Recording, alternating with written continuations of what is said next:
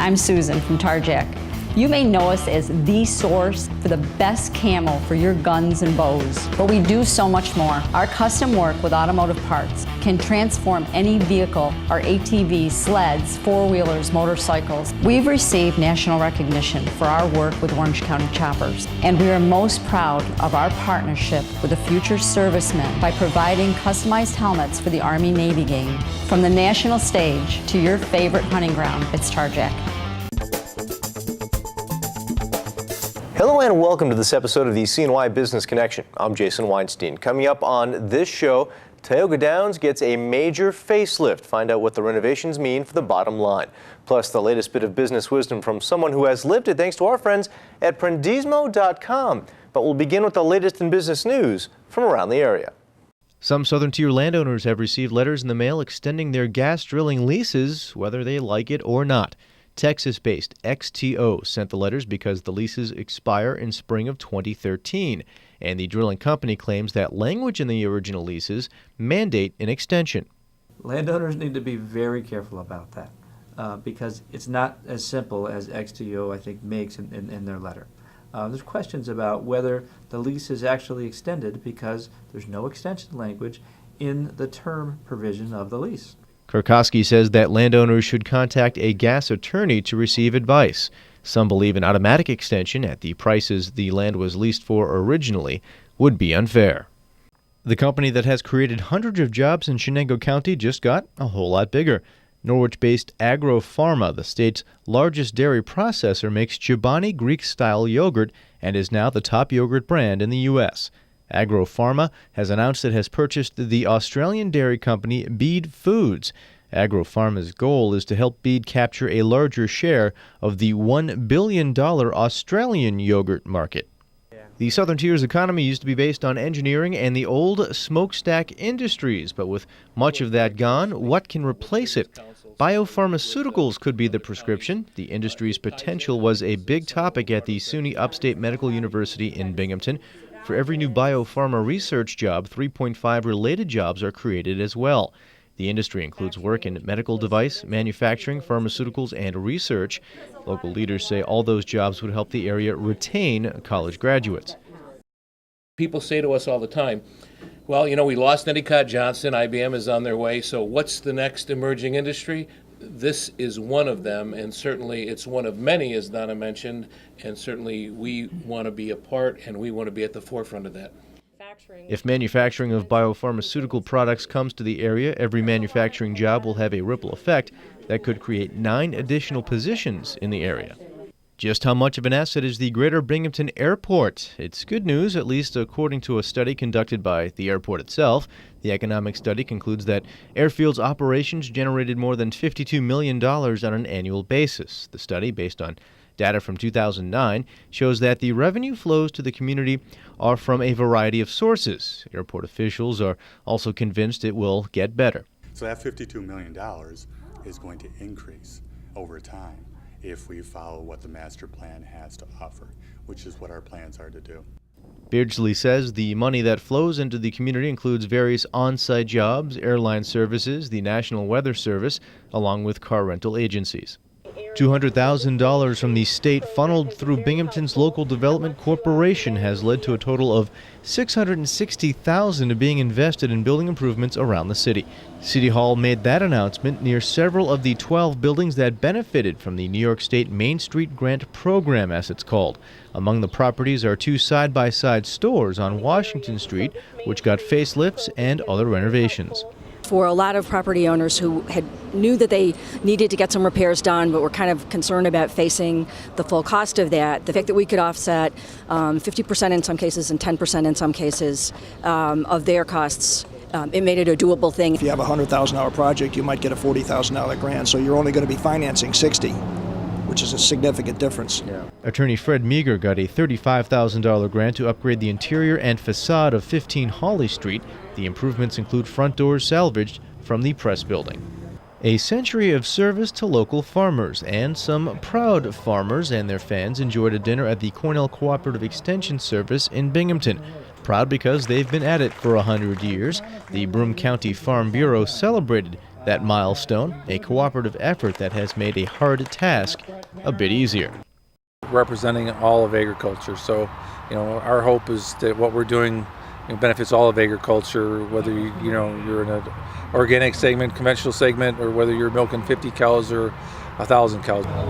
The Broome County Farm Bureau is the oldest in the nation. The farming in the area, however, of course, began long before the Farm Bureau was formed. Time now to find out more about job postings in the area on Business Connection Classifieds.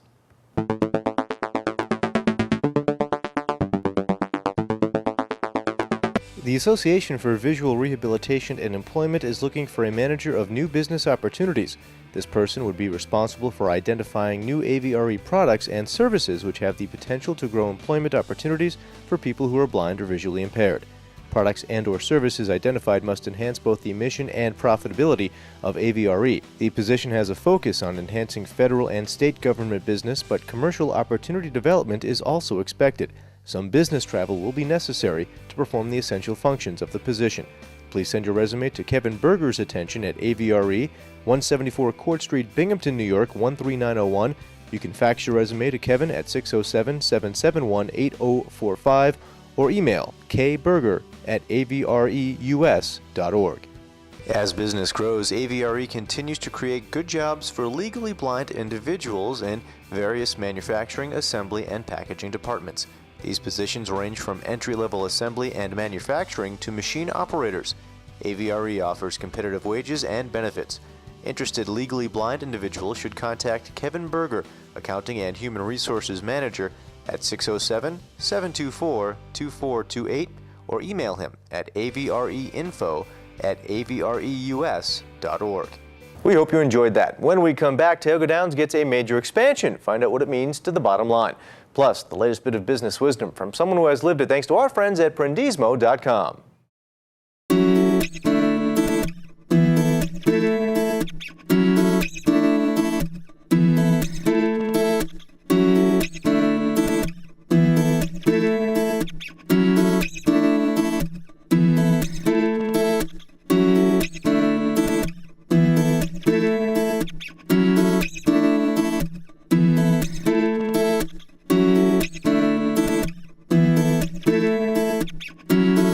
I'm Norm Poltenson.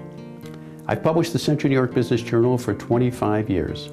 Our success is based on the fact that we know only one audience, owners and managers of businesses in Central New York. We publish stories for them, we don't offer sound bites, and we always source our information. Maybe technology's changed since I started publishing 25 years ago, but not our mission. You can always rely on the Central New York Business Journal providing your business news.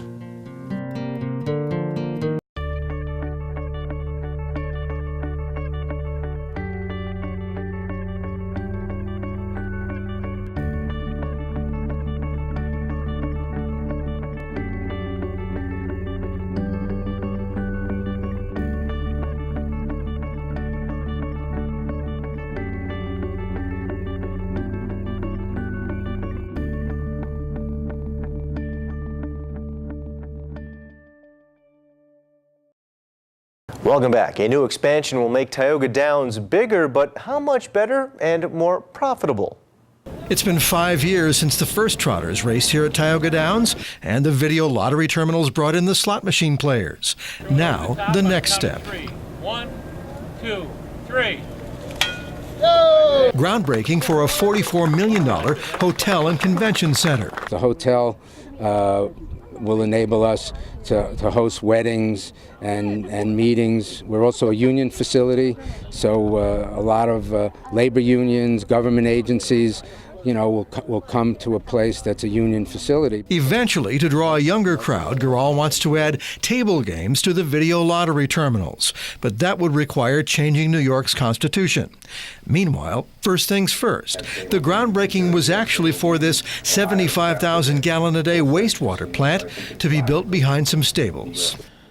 Today's announcement, although maybe the facility he talked about is not as sexy as some things, is necessary so that we can get to this point here. And yes, I am committed to help him make a constitutional change so that one day we could have table games here at Tioga Downs. So Jeff, thank you.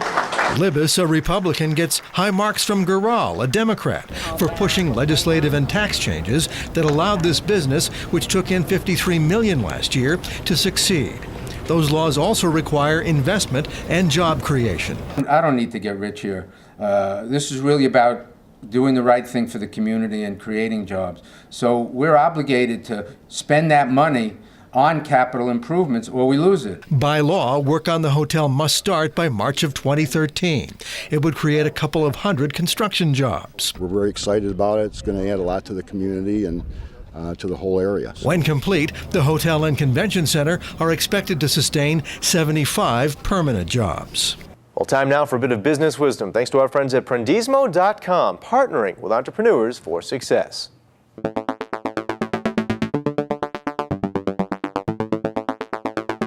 Without businesses, we're all hunting and gathering, back in the Stone Ages. I don't think there is society without business. I think it's businesses that drive people together. And businesses can have the greatest impact because as an individual, if I care about my impact, that's one thing, but I can never have nearly as much impact as if I'm, helping others to decide to have that positive impact as well. So, looking at Three Twins, assuming that people went to our shop instead of another shop, we've kept thousands and thousands of pounds of plastic out of landfills. We've educated hundreds and thousands of people, mostly at a very young age, where they're going to go on and take those lessons and do important things. And we also get to spread fun and enjoy ourselves. So businesses are so integral to society, and they can be such a rich part, or they can be such a bad part. As the drive up to Ithaca, I was listening to how the case about the Exxon Valdez is still going on 20 years later. This business that had a captain that made a very bad mistake, but 20 years later they're still fighting it and trying to keep money away from helping to clean it up and helping people to recover their lives that are still affected. So it's just, it shows, business can have a huge impact upon society, both positive and negative. And I think it's pretty easy to decide to have that positive route. But you have to be willing to sometimes make sacrifices and take chances to make that happen. And that does it for this episode of the CNY Business Connection. Thank you very much for joining us. Until next time, I'm Jason Weinstein. Have a good one.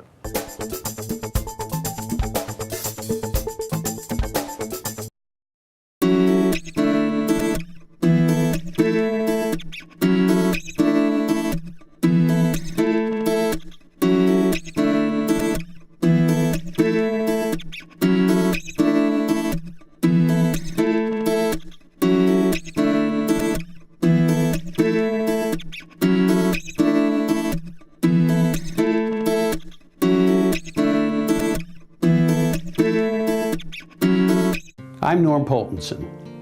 I've published the Central New York Business Journal for 25 years.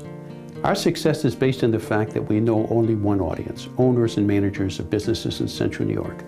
We publish stories for them, we don't offer sound bites, and we always source our information. Maybe technology's changed since I started publishing 25 years ago, but not our mission. You can always rely on the Central New York Business Journal providing your business news.